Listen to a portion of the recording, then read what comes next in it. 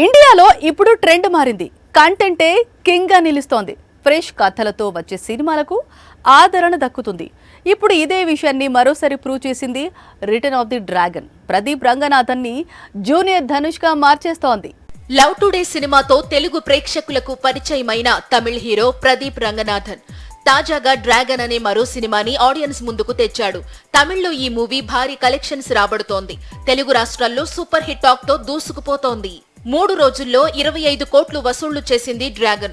Dhanush direct చేసిన జాబిలమ్మ నీకు అంత కోపమా బరిలో దిగినా పూర్తిగా సైడ్ చేసి ఆధిపత్యం చెలాయిస్తోంది.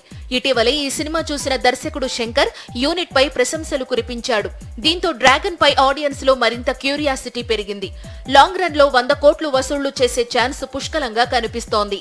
ప్రదీప్ ఇప్పుడు ఎల్ఐసి అనే సినిమా చేస్తున్నాడు. విఘ్నేష్ శివన్ డైరెక్టర్, కృతి శెట్టి హీరోయిన్. డ్రాగన్ వసూళ్ల దెబ్బకి లవ్ ఇన్సూరెన్స్ కార్పొరేషన్ కి క్రేజీ బిజినెస్ ఆఫర్లు వస్తున్నాయట.